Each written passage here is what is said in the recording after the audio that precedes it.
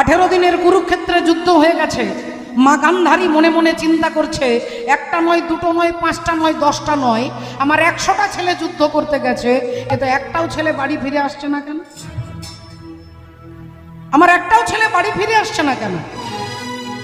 আমার ছেলেরা তো কেউ কাপুরুষ নয়, আমার ছেলেরা তো কেউ ভীরু নয়, আমার ছেলেরা তো কেউ দুর্বল নয়, তাহলে আমার একটাও ছেলে বাড়ি ফিরে আসছে না কেন? মা গান্ধারী মনে মনে চিন্তা করছে, আমি যাব ছেলেদের কাছে, আমি দেখবো ব্যাপারটা কি হয়েছে।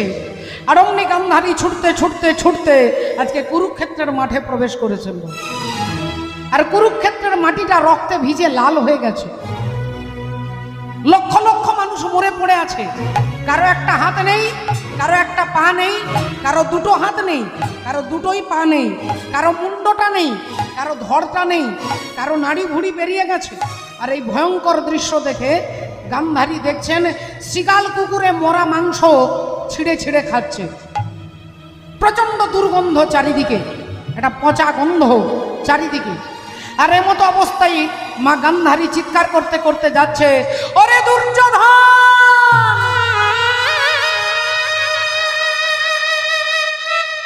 ওরে দুঃশাসন,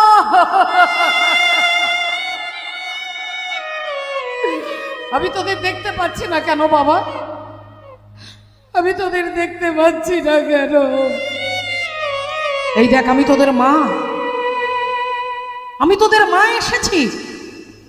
একবার আমার কাছে আয় বাবা, একবার আমার গলাটা জড়িয়ে ধরে আমাকে মা বলে চিৎকার করে ডাক, ওরে দুর্যোধন, ওরে দুঃশাসন।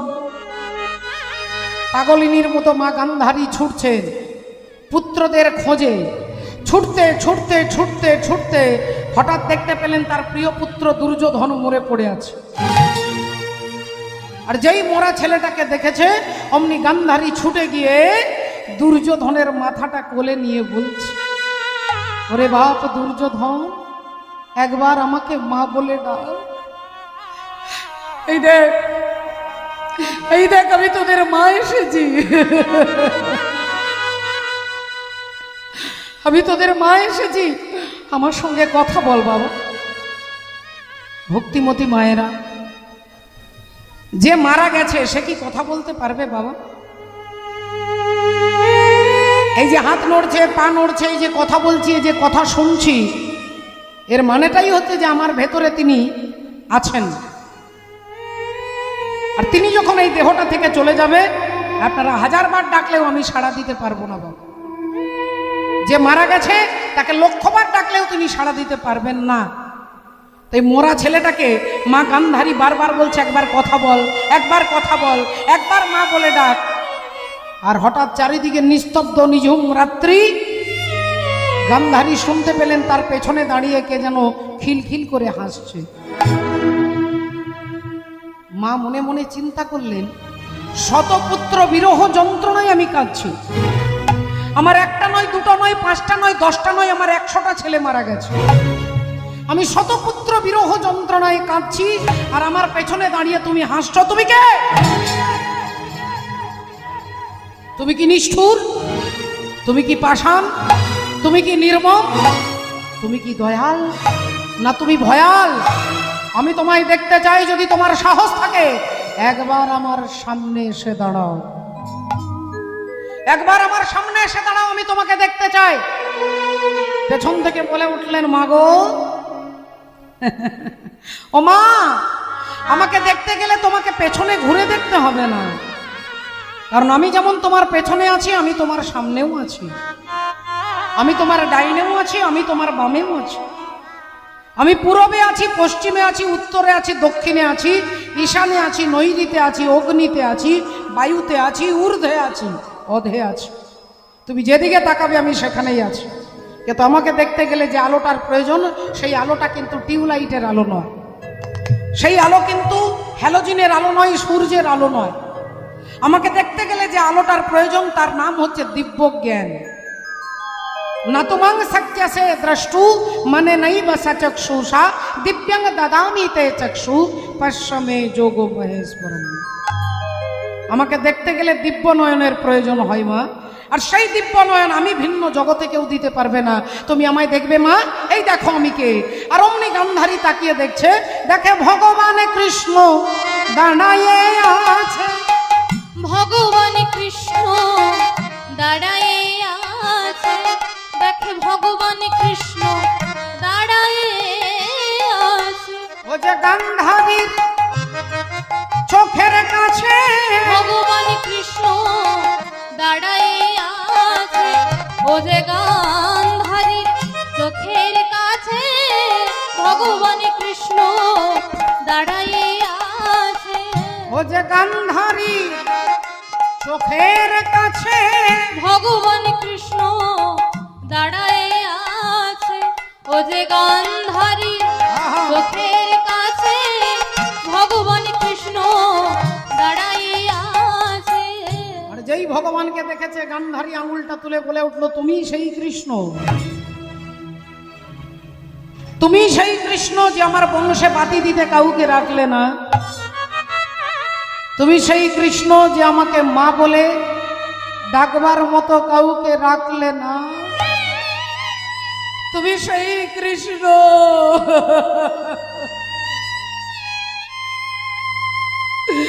যে আমার বংশকে ধ্বংস করে দিয়েছ। এই কৃষ্ণ রে, এই কুরুক্ষেত্রের মাঠে সন্তান হারা জননী গান্ধারী আমি। আজ আমি তোমাকে যা দেব জগতে কেউ তোমাকে তা দিতে পারে না। ভগবান বললেন, মা আমাকে কি দেবে? বলে, তোমাকে আমি অভিশাপ দেব। হ্যাঁ হ্যাঁ হ্যাঁ, অভিশাপ। আমি তোমাকে অভিশাপ দেব। আমার বংশে বাতি দিতে তুমি যেমন কাউকে রাখলে না, একদিন আমার মতো তোমারও বংশ ধ্বংস হয়ে যাবে। এ কথা যেই বলেছেন, ভগবান মিষ্টি হেসে বললেন, মা আমি কথা দিচ্ছি মা গো, আমার বংশ ধ্বংস হয়ে যাবে, তোমার অভিশাপ আমি মাথায় তুলে নিলাম। কিন্তু হেই মা গান্ধারী, তোমার একটাও ছেলেকে আমি মারিনি মা, তোমার একটাও ছেলেকে আমি মারিনি। একটু ভালো করে ভেবে দেখুন বাবা, কর্মের ফল সবাইকে ভোগ করতে হয়। যখন ভেতরে অহংকার থাকে, যখন রক্তের তেজ থাকে, তখন অনেক অনেক অনেক কথা বলে, অনেক অত্যাচার করে, দুর্বল মানুষের উপরে হাজার হাজার অত্যাচার করে।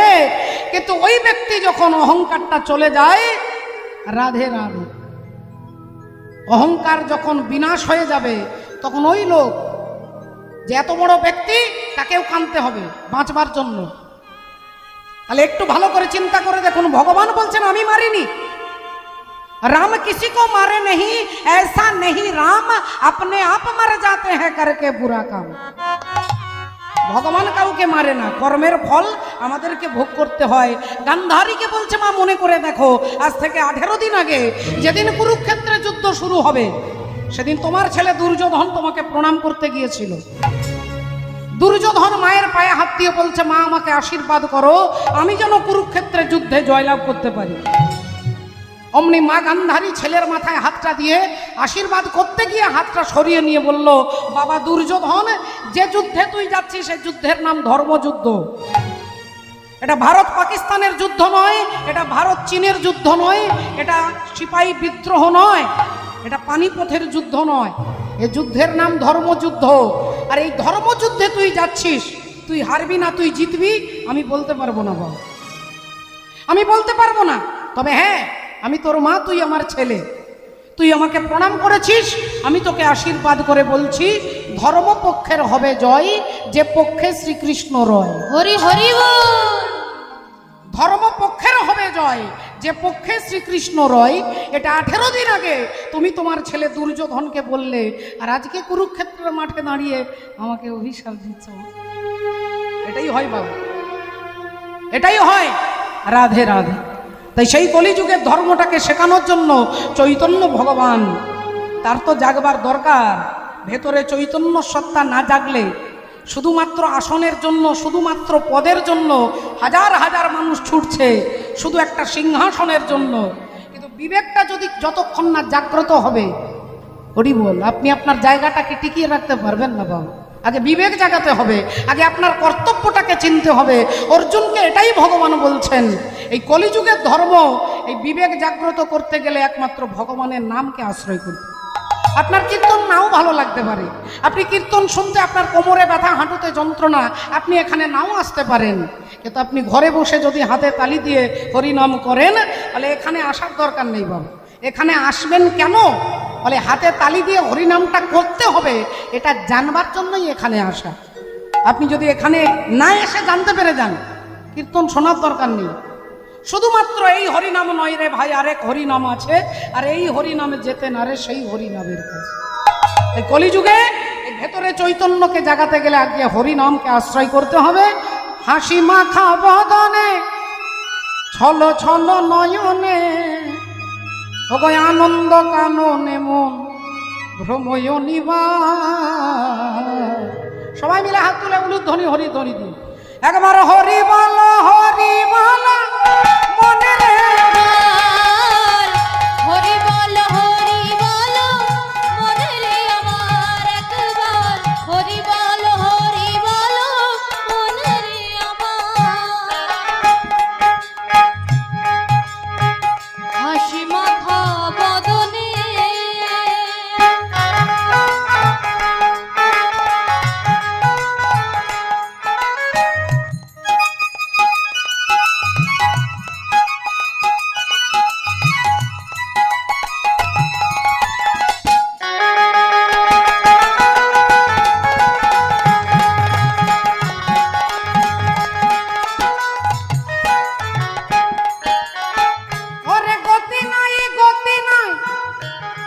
হরি নাম ছাড়া কণ্ঠ ভরিয়া গাও হয়ে আত্মহার।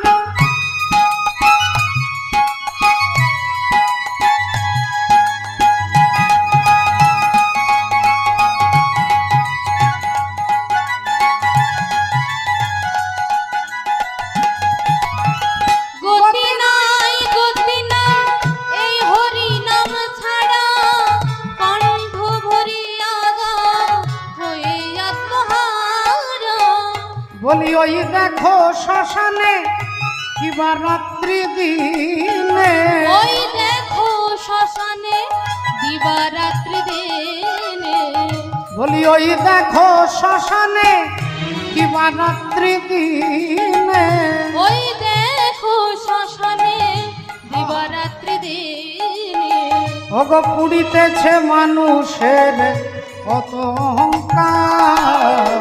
হরি বল মনে রে আমার একবার হরি বল বিদায় গৌর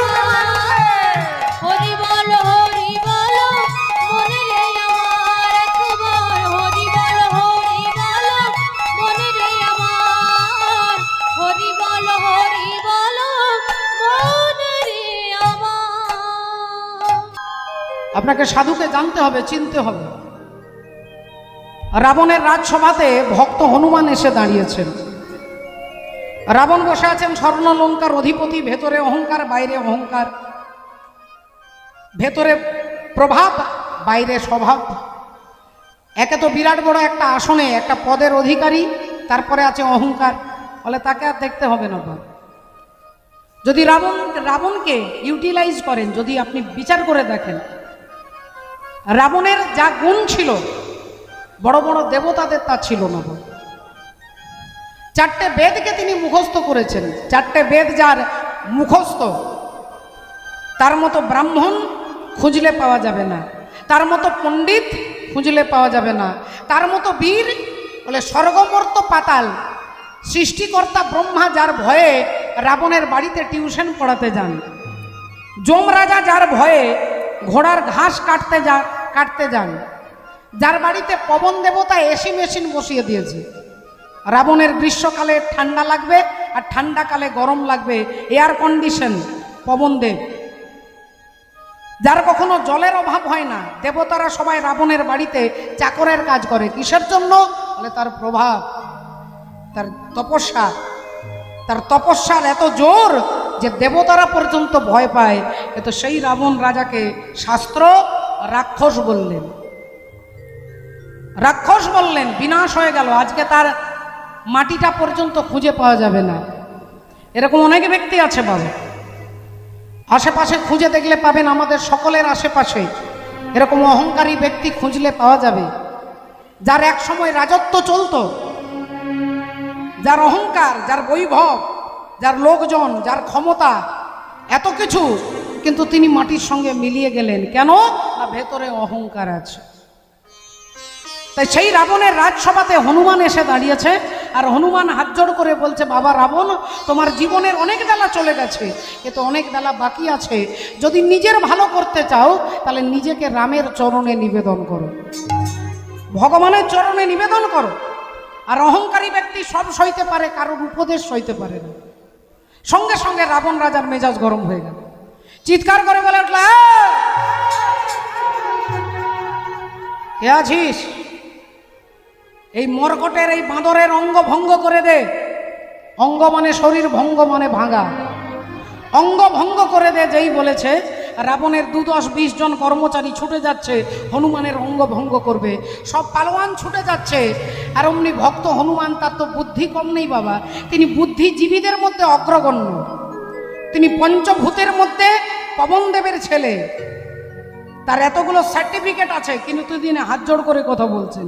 এটা তার ভদ্রতা, এটা তার বিনম্রতা। কিন্তু যখনই তাকে শক্তি প্রয়োগ করতে যাচ্ছে, অমনি হনুমান বুদ্ধি প্রয়োগ করেছেন, লেজটাকে ডান হাতে ধরেছেন, আর রাবণকে দেখিয়ে দেখিয়ে লেজটাকে ঘোরাচ্ছেন। কখনো লেজটাকে ধরে হনুমান চুমু খাচ্ছেন, কখনো ধরে লেজটাকে চোখে ছোঁয়াচ্ছেন, কখনো লেজটাকে বুকে জড়িয়ে ধরছেন, কখনো লেজটার দিকে তাকিয়ে আছেন। আর রাবণ ভাবলো তাহলে এর দুর্বল জায়গাতে আঘাত করতে হবে, এর উইক পয়েন্ট যেখানে, সেইখানে আঘাত করতে হবে। এ যখন এর লেজটাকে এত পছন্দ করে, তখন এই দাঁড়া, অঙ্গ ভঙ্গ করে লাভ নেই, এর লেজের মধ্যে আগুন ধরিয়ে দে, লেজে আগুন ধরিয়ে দে, বেটা পুড়ে মারা যাবে। অমনি রাবণের কর্মচারীরা আবার ছুটলেন পেছনে। রাবণের আদেশ, অঙ্গভঙ্গ নয়, লেজে আগুন ধরিয়ে দিতে হবে। যে যার বাড়ি ছুটলেন, সবাই নিজের নিজের বাড়ি ছুটলেন। কেউ একটা দিদির কাপড়, কেউ মায়ের কাপড়, কেউ স্ত্রীর কাপড়, যে যা পারলো একটা করে কাপড় আর একটু করে তেল, একটা করে কাপড় আর একটু করে তেল এনে হনুমানের লেজে কাপড়টা জড়াচ্ছে আর তেল ঢেলে দিচ্ছে। লেজে কাপড়টা জড়াচ্ছে আর তেল ঢেলে দিচ্ছে, লেজ এইয়া মোটা হয়ে গেছে। রাবণ বললেন, আর নয়, এবার আগুনটা ধরিয়ে দে। আর যেই আগুনটা ধরিয়ে দিয়েছে, লেজ দাউ দাউ করে জ্বলছে। আর রাবণ হাসতে হাসতে বলছে, এইবার বেটা, এইবার পুড়ে মারা যাবি। তোর সাধের লেজটাতে আগুন ধরিয়ে দিয়েছি, লেজও পুড়বে, তুইও পুড়বি, তুইও মরবি। রাবণ এই বলে যেই হাসছে, হনুমান তার থেকে আরো বেশি হাসছে। রাবণ বললেন, তুই হাসছিস কেন? তুই তো পুড়ে মারা যাবি, তুই হাসছিস কেন? তুই সবার দিকে তাকাচ্ছিস কেন? এরা কেউ তোকে বাঁচাবে না, এরা এরা এরা সব আমার লোক, আমি যা বলবে এরা তাই শুনবে। তা তুই সবার দিকে তাকিয়ে হাসছিস, ব্যাপারটা কি? তুই কি বোকা? হনুমান বললেন, না না, আমি দেখে নিলাম যে যারা যারা চাঁদা দিয়েছে তাদেরকে প্রসাদ দিতে হবে। যারা যারা চাঁদা দিয়েছে তাদেরকে প্রসাদ দেব। কি প্রসাদ দিবি? বলে, যার যার বাড়ি থেকে তেল আর কাপড় এসেছে তার তার ঘরে আগুন পৌঁছে যাবে, সবার ঘরে আগুন প্রসাদ দিয়ে যাব। তাই দেখে নিলাম কার ঘরে থেকে 1 টাকাও চাঁদা আসেনি। দেখলাম সবাই চাঁদা দিয়েছে, একজন ভদ্রলোক চাঁদা দেয়নি, আর তিনি হচ্ছেন ভক্ত বিভীষণ। বিভীষণের বাড়ি থেকে তেলও আসেনি আর কাপড়ও আসেনি, ভক্তের লেজ জ্বালানোর জন্য। লেজটা হচ্ছে প্রতিষ্ঠা। হনুমানের লেজ পেছনে থাকে, হনুমানের প্রতিষ্ঠা পেছনে দাঁড়িয়ে আছে। হনুমান প্রতিষ্ঠার পেছনে ছোটেননি, হনুমান চেয়ারের জন্য ছোটেনি, হনুমান প্রতিষ্ঠার জন্য তিনি ছুটছেন না, কিন্তু প্রতিষ্ঠা তার পেছনে পেছনে ছুটছে। লেজটা হচ্ছে প্রতিষ্ঠা, আর এই প্রতিষ্ঠাতে আগুন দিয়ে দিচ্ছে কারা? না, যারা ভক্তের প্রতিষ্ঠাতে হিংসায় জ্বলে পুড়ে মরছে। ভক্তের প্রতিষ্ঠায় যারা হিংসা করছে তারা জ্বলে পুড়ে মরছে। তাই হনুমান বলছে যে যারা যারা চাঁদা দিয়েছে তাদেরকে অবশ্যই প্রসাদ দেব, সবার ঘরে আগুন পৌঁছে যাবে। কিন্তু বিভীষণের ঘর থেকে 1 টাকাও চাঁদা আসেনি, তার ঘরে তো আগুন দেওয়া যাবে না। তাই গোটা স্বর্ণলঙ্কা পুড়েছিল, বিভীষণের ঘর পড়েনি বাবা। একটু ভালো করে বিচার করলে দেখতে পাবেন সে ঘটনাটা সামাজিক শিক্ষা কি। আগুন হচ্ছে অশান্তি। আজকে অখণ্ড ব্রহ্মাণ্ডে অশান্তির আগুন জ্বলছে।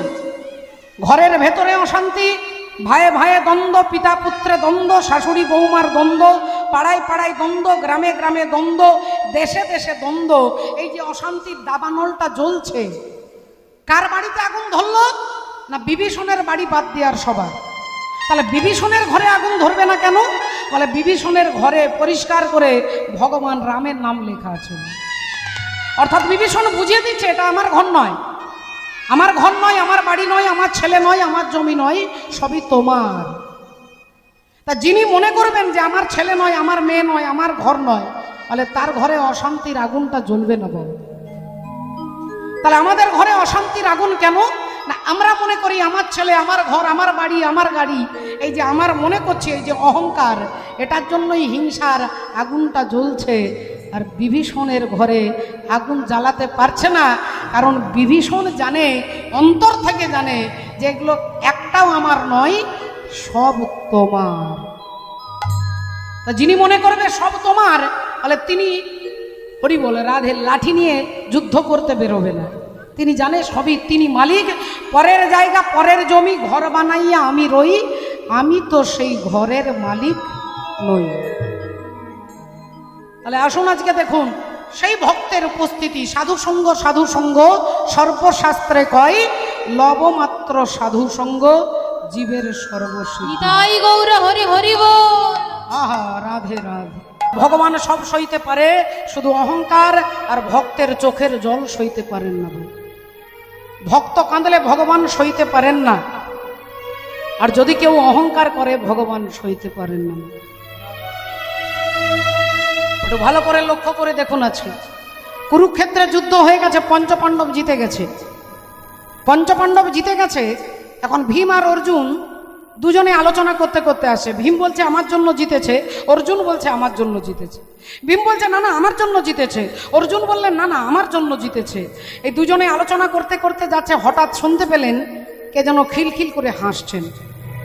ভীম রেগে গিয়ে বলল, ভাই অর্জুন দেখ তো কে হাসছে। আর অমনি অর্জুন চারিদিকে তাকিয়ে গিয়ে দেখছে কেউ নেই, ওপরের দিকে তাকিয়ে দেখছে একটা কাটা মাথা খিলখিল করে হাসছে। আর কাটা মুন্ডটাকে যেই দেখেছে, অমনি ভীম বললেন, তবে রে বেটা তুই আমাদের কথা শুনে হাসছিস?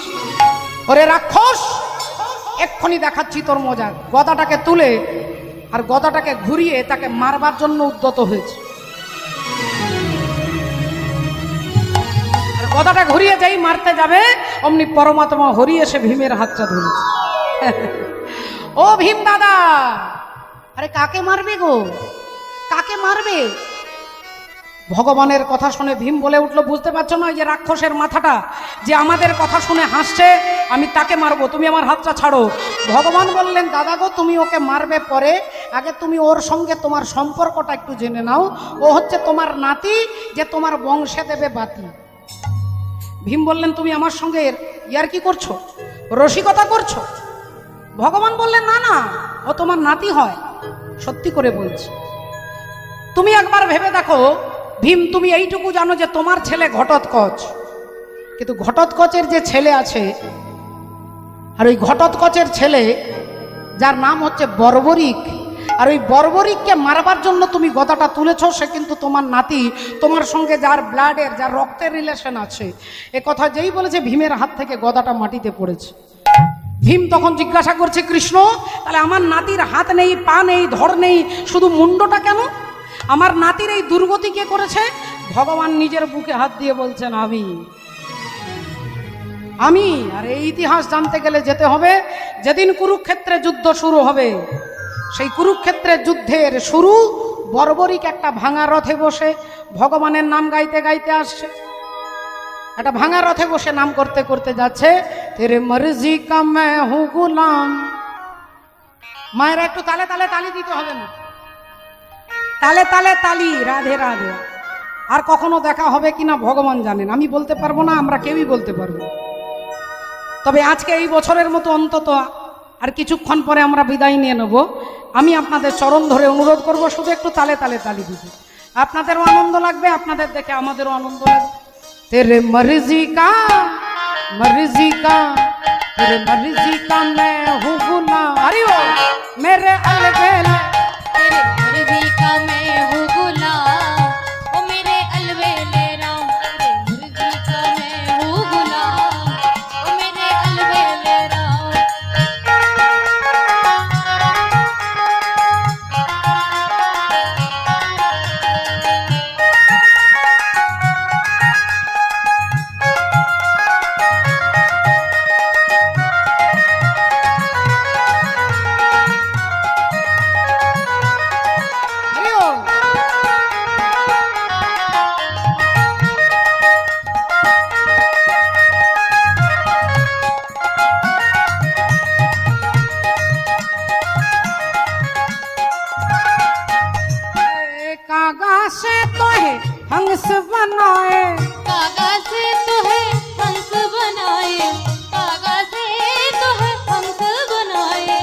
कागा से तो है हंस बनाए, कागा से तो है हंस बनाए, मिट जाए और रन की नाम मेरे अलबेले ओ राम। तेरे मर्जी का मैं हूँ गुलाम, ओ मेरे अलबेले राम।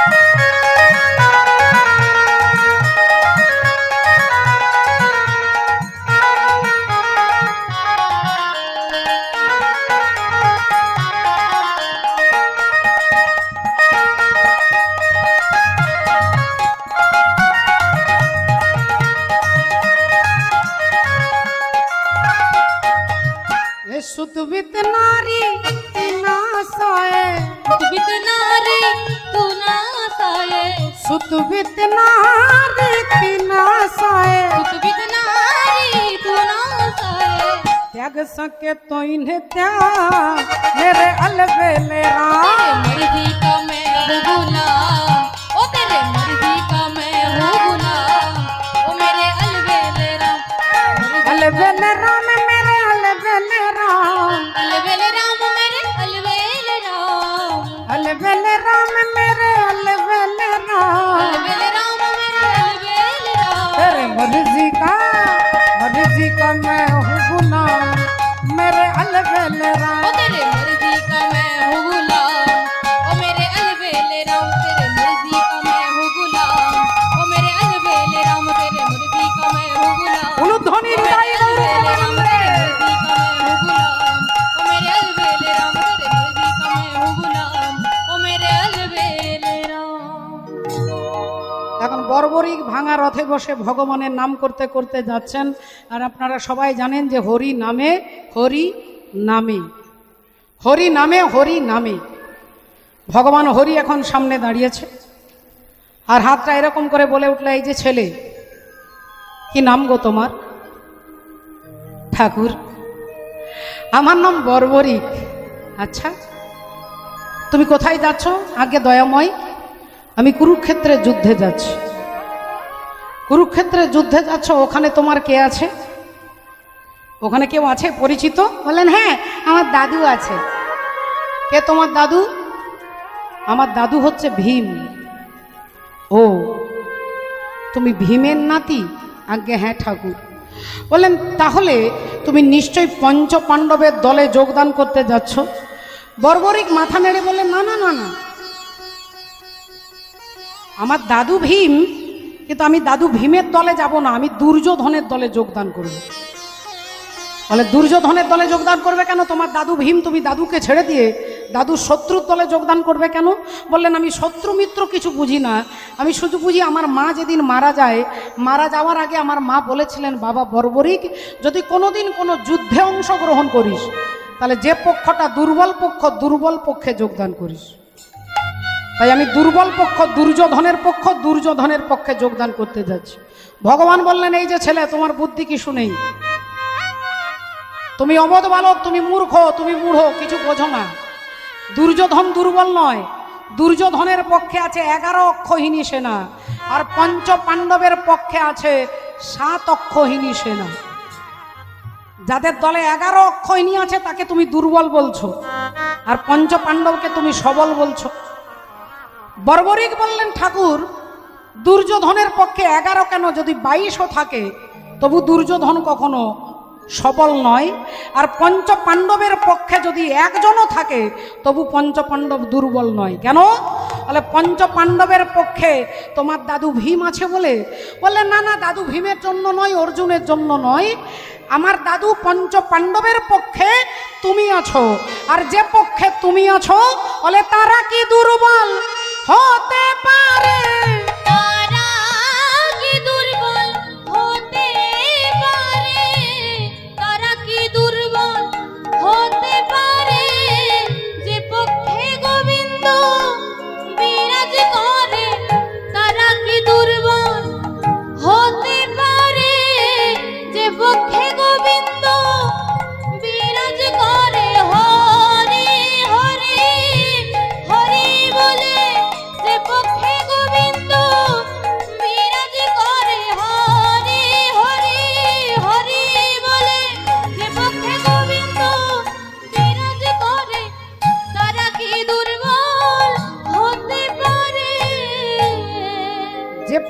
তুমি থাকো তারা কখনো দুর্বল হতে পারে না। তারা দেখতে মনে হবে দুর্বল, কিন্তু দুর্বল নয়। এ কথা যেই বলেছে ভগবান বললেন, আচ্ছা তাহলে বর্বরিক, আগে যুদ্ধে যেতে গেলে তোমাকে পরীক্ষা দিতে হবে। আর পরীক্ষা দিতে গেলে ওই যে তেঁতুল গাছটা দেখছো, ওই তেঁতুল গাছে অসংখ্য কোটি কোটি পাতা আছে। একটা বান মেরে গাছের সমস্ত পাতাগুলোকে ছিঁড়ে দিতে হবে। পারবে? বর্বরিক বললেন, চেষ্টা করে দেখব। একটা তীর হাতে নিয়ে চোখ বন্ধ করে বর্বরিক ভগবানের চরণে ধ্যান করছে। আর ভগবান দেখলো বর্বরিকের চোখ বন্ধ, অমনি ছুটে গিয়ে গাছ থেকে দুটো পাতা তুলে নিয়েছে। একটা পাতা হাতে রেখেছেন, একটা পাতা চরণের তলায় রেখেছেন। এখন বর্বরিক ওই তেঁতুল গাছটাকে লক্ষ্য করে বানটা ছুঁড়ে দিয়েছে। আর যেই বানটা ছুঁড়ে দিয়েছে, অমনি গাছে যত পাতা ছিল সব ছিদ্র হয়ে গেছে, সব ছিদ্র হয়ে গেছে। ভগবান বলছে, হরি বল। বর্বরিক বলছে, ঠাকুর এই দেখো তুমি যা বলেছো আমি তাই করেছি, সব পাতা ছিদ্র করে দিয়েছি। ভগবান বললেন, সব পাতা ছিদ্র করতে পেরেছো, দুটো পাতা ছিদ্র করতে পারোনি। বর্বরিক বলছে, দেখাও সেই দুটো পাতা কোথায়। অমনি ভগবান হাতটা খুলে দেখাচ্ছে, এই দেখো। দেখছে হাতের পাতাটা ছেঁড়া। ভগবান চরণটা সরিয়েছে, দেখছে চরণের তলার পাতাটাও ছেঁড়া। ভগবান মনে মনে চিন্তা করছে, আমি যাকে হাতে রেখেছি তাকে যদি এ বিনাশ করে দেয়, আমি যাকে পায়ের তলায় রেখেছি তাকে যদি এ বিনাশ করে দেয়, তাহলে এ যদি দুর্যোধনের দলে যায়, এর হাত থেকে তো আমি পঞ্চপাণ্ডবকে বাঁচাতে পারবো না। এর হাত থেকে তো আমি পঞ্চপাণ্ডবকে বাঁচাতে পারবো না। আর তখনই ভগবান বললেন, বর্বরিক আগে আমার সঙ্গে তোমাকে যুদ্ধ করতে হবে। বর্বরিকের কি আনন্দ! বর্বরিক মনে মনে চিন্তা করছে, আমি দুর্যোধনের দলে এই জন্য যেতে চেয়েছি যাতে আমি কোনো ভক্তের হাতে মরতে পারি। ওই ভক্ত ভীমের হাতে, নইলে ভক্ত অর্জুনের হাতে, কোনো না কোনো ভক্তের হাতে মরতে পারতাম। কিন্তু আমার এমন ভাগ্য যে আজ আমি ভগবানের হাতে মরতে পারবো, আমি ভগবানের হাতে মরতে পারবো। বর্বরিক কিছু বললেন না, ধনুর্বাণটা নিয়ে বলে উঠলেন, ঠিক আছে তোমার সঙ্গেই যুদ্ধ করব। আর অমনি ভগবান সুদর্শন চক্রটাকে বললেন, যাও ওর দেহ থেকে মুন্ডটাকে আলাদা করে দাও। বর্বরিকের মুন্ডটা কাটা হয়ে মাটিতে পড়ছে। আর কাটা মুন্ড বর্বরিকের বলছে, জয় জগন্নাথ জগন্নাথ জগন্নাথ, জয় জগন্নাথ, জয় জগন্নাথ জগন্নাথ জগন্নাথ, জয় জগন্নাথ।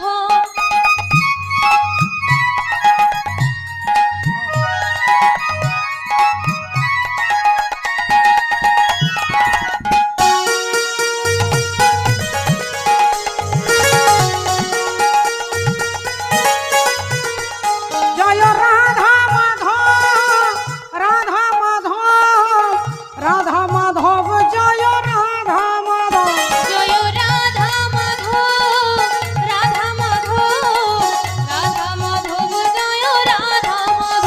জয় জগন্নাথ জগন্নাথ জগন্নাথ, জয় জগন্নাথ, জয় জগন্নাথ জগন্নাথ জগন্নাথ, জয় জগন্নাথ। কাটা মুন্ড থেকে যেই ভগবানের নাম বলছেন, ভগবান ছুটে গিয়ে বর্বরিকের কাটা মুন্ডটা তুলেছে। আর তুলে নিয়ে বলছে, বর্বরিক আমাকে ক্ষমা করো, বর্বরিক আমাকে ক্ষমা করো। আমি তোমার মতো ভক্তের প্রাণ হরণ করেছি, আমাকে ক্ষমা করো। আমি তোমার মতো ভক্তের প্রাণ হরণ করেছি শুধুমাত্র পরিত্রাণায় সাধুনাম বিনাশায় চ দুষ্কৃতম। তুমি আমাকে ক্ষমা করো বর্বরিক। বলো বর্বরিক, তুমি কি চাও? আজকে তুমি যা চাইবে তোমাকে তাই দেব, বলো তুমি কি চাও। আর অমনি বর্বরিকের কাটা মুন্ড বলে উঠল, প্রভু আমি কিছু চাই না, আমি শুধু কুরুক্ষেত্রের যুদ্ধটা দেখতে চাই। আমি কুরুক্ষেত্রের যুদ্ধটা দেখতে চাই, আর কিছু চাই না। তবে আমি যুদ্ধটা দেখব, কিন্তু আমাকে যেন না কেউ দেখতে পায়। আমি যুদ্ধ দেখব, আমাকে যেন না কেউ দেখতে পায়। ভগবান বললেন তথাস্তু, কুরুক্ষেত্রের যুদ্ধ তুমি দেখবে, কিন্তু তোমাকে কেউ দেখতে পাবে না। এ সমস্ত ঘটনা ভগবান ভীম আর অর্জুনকে খুলে বললেন। এতক্ষণ পরে ভীম বুঝতে পারল যে আমার নাতির মুন্ড থেকে দেহটাকে আলাদা কে করেছে। এইবার ওই বর্বরিককে ভীম জিজ্ঞাসা করছে যে তুমি যখন জানো আমি তোমার দাদু, তাহলে আমাদের কথা শুনে তুমি হাসলে কেন? বর্বরিক বলছে, দাদু, ওই যে তুমি বলছো আমি না থাকলে হতো না, এ বলছে আমি না থাকলে হতো না, ও বলছে আমি না থাকলে হতো না, কিন্তু যুদ্ধটা তো আমি দেখেছি। তুমি যাকে ভাবছো যে আমি ওকে মেরেছি, তাকে মারবার অনেক আগে তিনি তাকে মেরে রেখেছেন, তুমি নিমিত্ত মাত্র। তিনি মেরে রেখেছেন, তুমি নিমিত্ত মাত্র। এই মন্দির তুমি করনি, এই মন্দির করেছেন তিনি, তুমি নিমিত্ত মাত্র। তুমি যদি মনে করো যে ঘর আমি করেছি, ওই ঘরই আপনাকে দুঃখ দেবে বাবা। তুমি যদি ভাবো আমার ছেলে, তাহলে আপনার ছেলে আপনাকে ঘর থেকে বৃদ্ধাশ্রমে দিয়ে আসবে। আপনি যদি বলেন আমার গাড়ি আমার বাড়ি, ওরাই আপনাকে যন্ত্রণা দেবে। আর যদি ভাবেন যে সব তিনি দয়া করে দিয়েছে, তাহলে আপনাকে দুঃখ জগতে কেউ দিতে পারবে না। আপনাকে দুঃখ জগতে কেউ দিতে পারবে না যদি মনে করেন আমার নয়, তোমার। আমি তোমার চরণে সঁপে দিলাম আমার দুটি নয়ন তারা। তোমার চরণে সঁপে দিলাম আমার দুটি নয়ন ধারা। আমি তোমার চরণে সঁপে দিলাম আমার দুটি নয়ন তারা। তোমার চরণে সঁপে দিলাম আমার দুটি নয়ন তারা। ওগো আমার দুটি নয়ন তারা, আমার দুটি নয়ন তারা,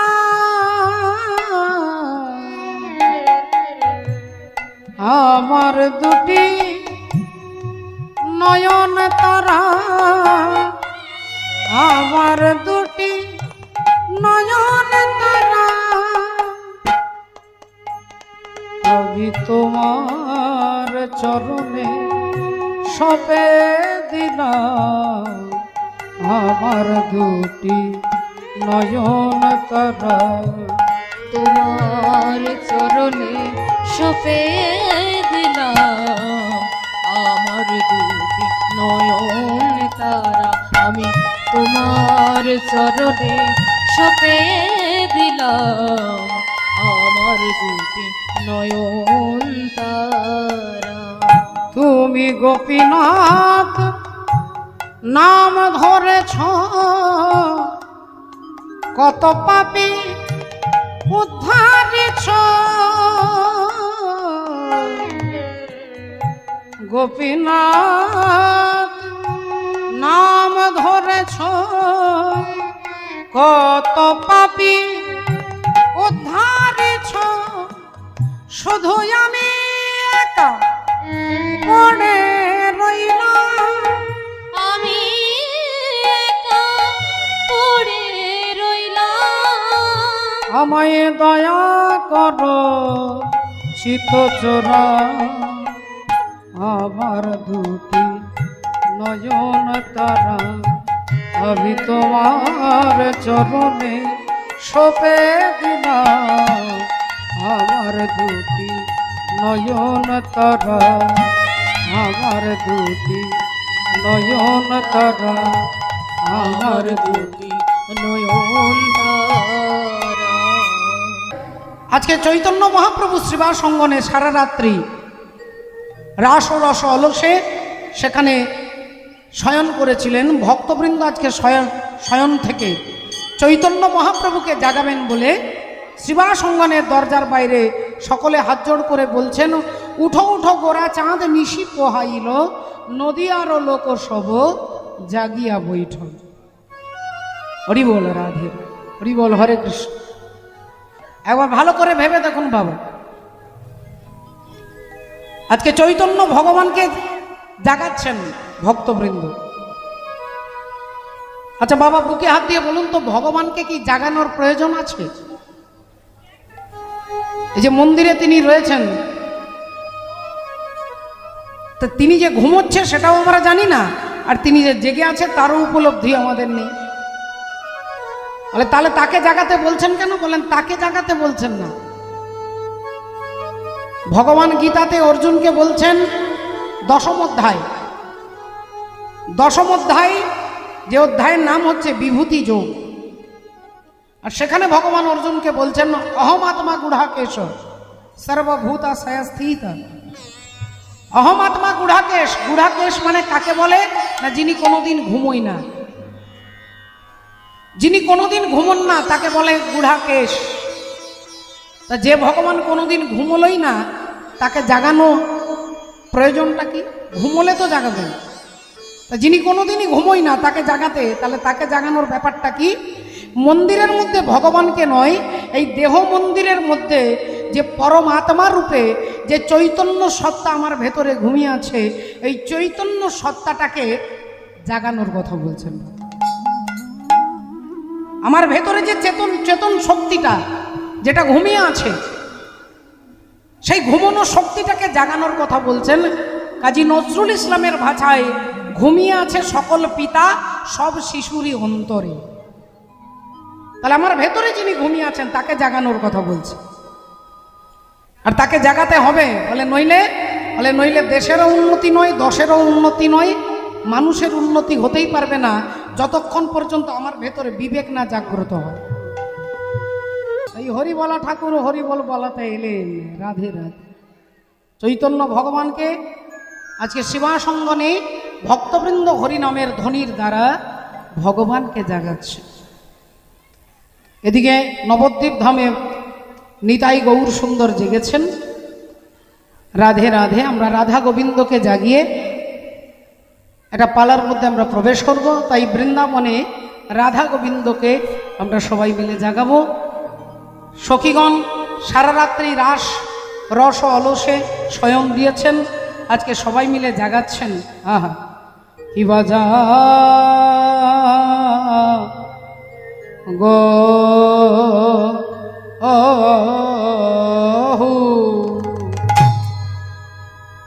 উয়ো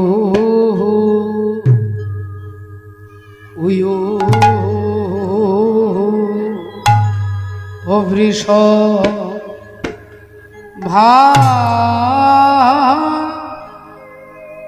ভানু ওয়ো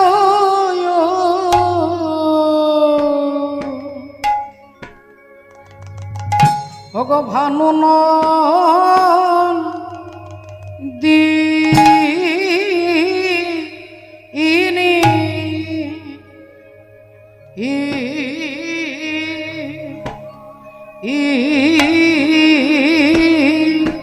ও জাগো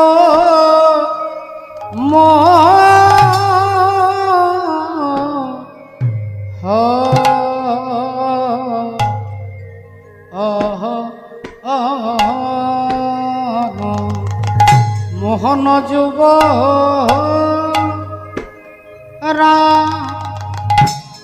রাজে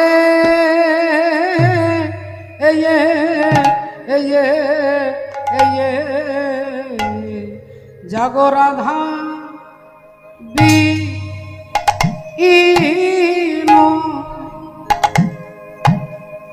ওয় ওয়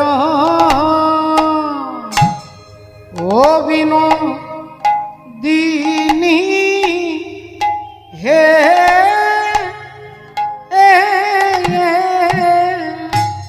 ও তোমাদের সুখের নিশি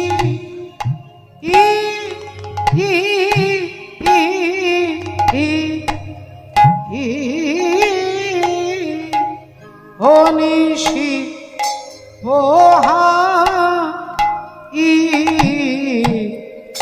লহে। তাই বলি আরে ঘুমাইও না, জাগো শ্যাম সুন্দর, জাগো জাগো রাধা বিহীন ওয়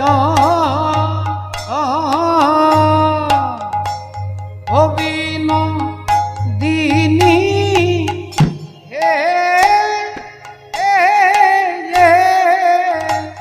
ও তোমাদের সুখের নিশি ই ই ই ই ই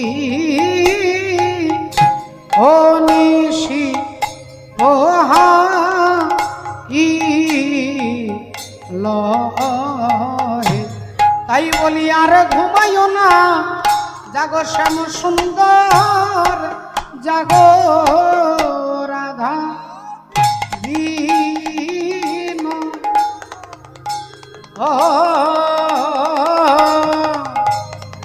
বিনোদিনী হে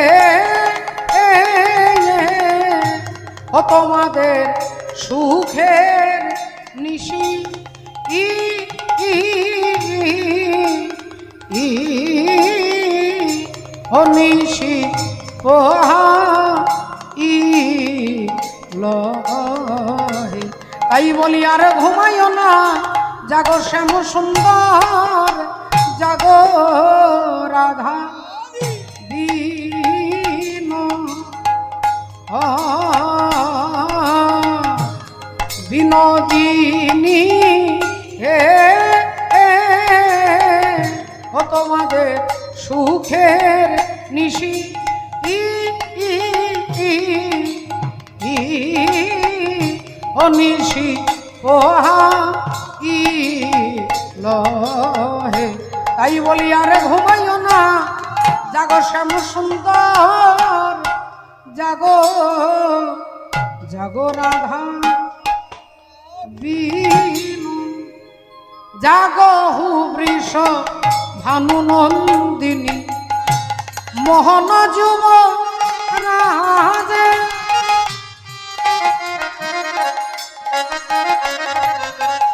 মোহন যুব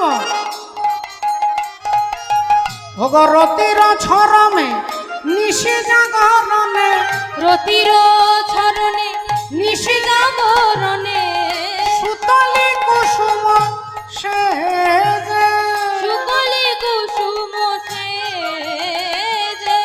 জাগো হু বৃষ ভানু নন্দিনী মোহন যুব রাজে।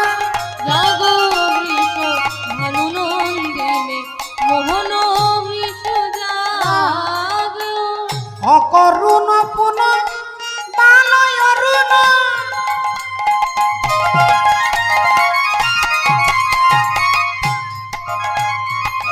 বলি তোরে কি প্রাণে দয়া নাই রে, তোর কি প্রাণে দয়া নাই রে, তোর কি প্রাণে দয়া নাই রে।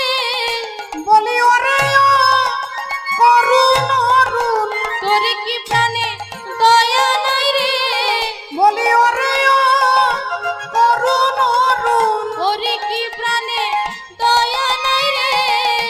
অকরুণ পুন বালয় অরুণ,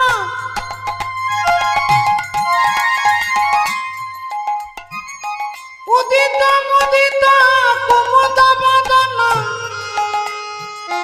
এবারে চমকি চুম্বি চঞ্চুরি পদু, চমকি চুম্বি চঞ্চুরি পদু মিনিক সদন সেজে। রাধে হে জাগো হু বৃষ ভানু নন্দিনী মোহন যুবরাজে। জাগো বৃষ ভানু নন্দিনী মোহন বৃষ জাগে।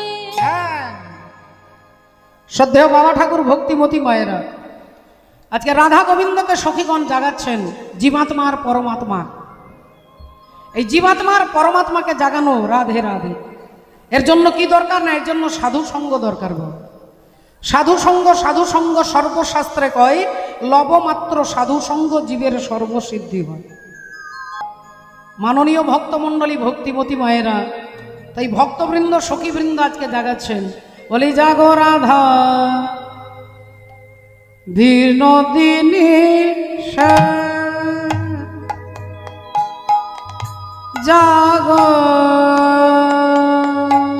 জাগো জাগো।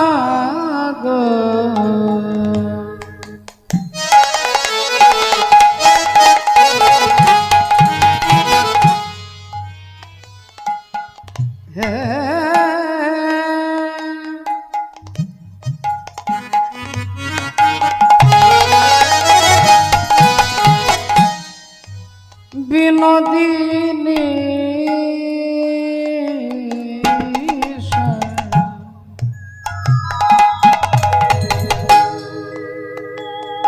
বিনোদিনী জাগর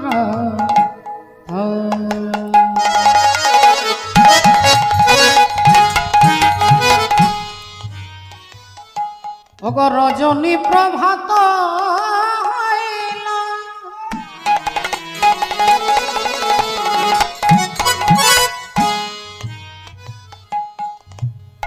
অগ বিনোদিনী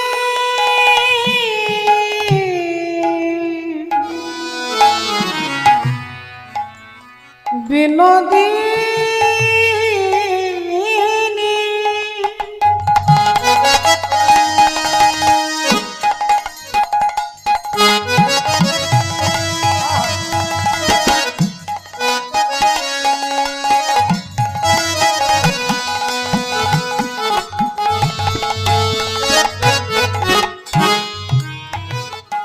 রজনী প্রভাত হইল, হ্যাঁ বলিকা তল হে নব কিশোর, তোমার সাধের বাসী উপবাসী, সাধের বাসী উপবাসী, সাধের বাসী উপবাসী রইল। জাগো রাধা বিনোদিনী জাগো জাগো রাধা বিনোদিনী জাগো রাধা বিনোদিনী জাগো রাধা বিনোদিনী জাগো রাধা বিনোদিনী জাগো রাধা বিনোদিনী জাগো রাধা বিনোদিনী জাগো রাধা বিনোদিনী জাগো রাধা বিনোদিনী জাগো রাধা বিনোদিনী বিনোদিনী